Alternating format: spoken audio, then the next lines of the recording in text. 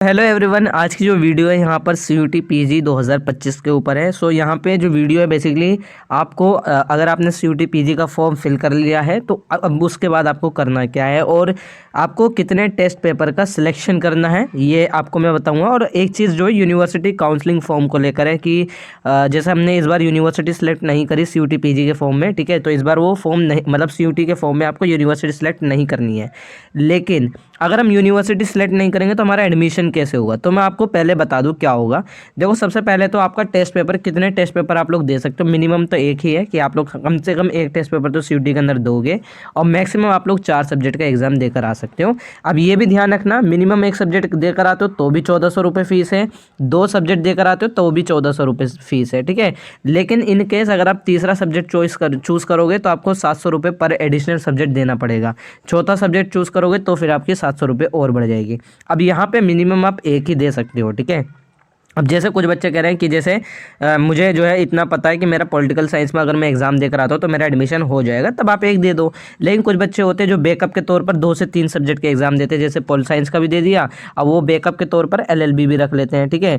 अब कुछ बच्चे ऐसे भी होते हैं जो उनका फर्स्ट टारगेट होता है LLB और सेकेंड वो पॉल साइंस होता है। तो इस तरीके से आप लोग कर सकते हो, बैकअप भी आप लोग रख सकते हो, ठीक है। मैं तो यही कहूँगा कि मिनिमम आप लोग 2 सब्जेक्ट के एग्जाम दे दो अगर आप बैकअप के तौर पर रखना चाहते हो, ठीक है। कई स्टूडेंट्स बैकअप रखते हैं और बेनिफिट होता है, क्योंकि ज़रूरी नहीं है कि आपका एडमिशन हो ही जाए आपके सब्जेक्ट के अंदर। कट ऑफ के ऊपर डिपेंड है, पेपर के ऊपर डिपेंड है। पेपर हार्ड आ गया तो कट ऑफ थोड़ी सी लो जाएगी, पेपर इजी आ गया तो कट ऑफ हाई जाएगी, तो ये होता है, ठीक है।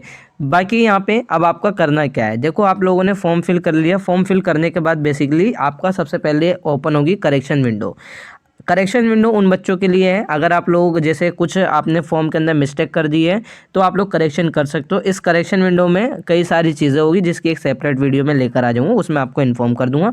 करेक्शन विंडो बेसिकली उनके लिए है अगर आप कोई फॉर्म में मिस्टेक कर देते हो। अब इसके बाद आप लोगों का मार्च में एग्ज़ाम होगा, मैंने आपको पहले ही कहा है, जैसे आपका मार्च में एग्ज़ाम होगा आप लोग चेकआउट कर लेना। इसके बाद तीसरी चीज़ है, जब आपका एग्ज़ाम हो जाएगा तो अप्रैल में रिजल्ट भी आ जाएगा। अप्रैल में रिजल्ट आ जाता है, ठीक है। और रिजल्ट आप लोग मिड अप्रैल तक मान सकते हो, मिड अप्रैल तक रिजल्ट आ जाता है, ठीक है, क्योंकि आपका पेपर जो है वो CBT मोड पर होगा, कंप्यूटर बेस्ड टेस्ट होगा, तो रिजल्ट आने में टाइम नहीं लगता, ठीक है। करेक्शन हो गया, आपका एग्ज़ाम हो जाएगा, रिजल्ट आ जाएगा अप्रैल तक। अब इसके बाद आएगा यूनिवर्सिटी के सेपरेट फॉर्म, ठीक है।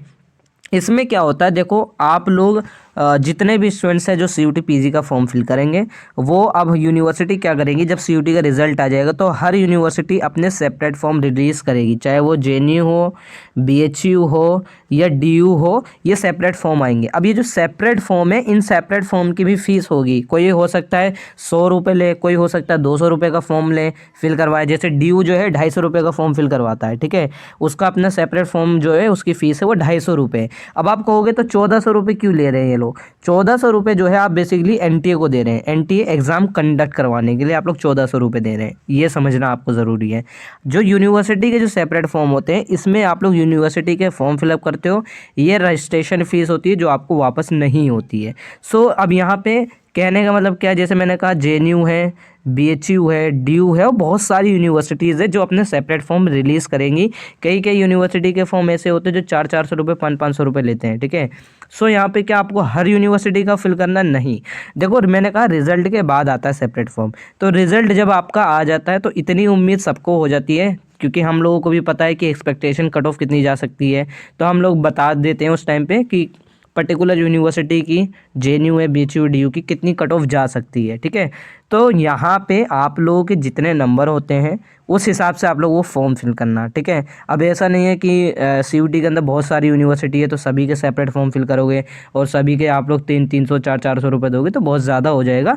सो इस वजह से सबको पता होता है कि मैं वही फॉर्म फिल करूँ मुझे अगर लगता है कि मेरा यहाँ पे एडमिशन हो जाएगा।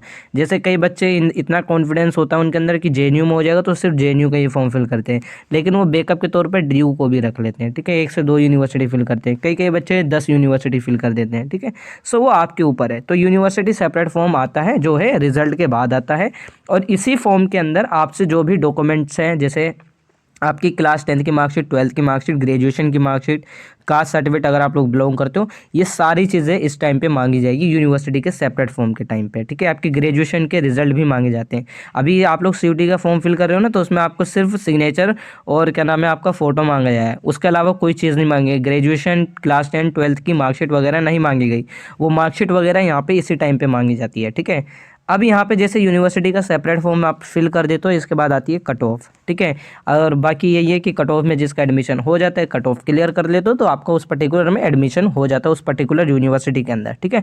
सो वो यूनिवर्सिटी सेपरेट फॉर्म के बाद आता है, ये पूरा प्रोसीजर होता है।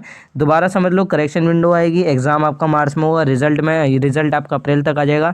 यूनिवर्सिटी फॉर्म जो है आप लोग मई तक मान सकते हो। मई तक मैं इसलिए बोल रहा हूँ क्योंकि कई यूनिवर्सिटी के एग्जाम मई में हो जाते हैं, ठीक है। और ये यूनिवर्सिटी सेपरेट जो फॉर्म आते हैं, यूनिवर्सिटी के जो पर्टिकुलर फॉर्म आते हैं, वो 1 महीना चलते हैं, तो जून तक चलते हैं ये, ठीक है।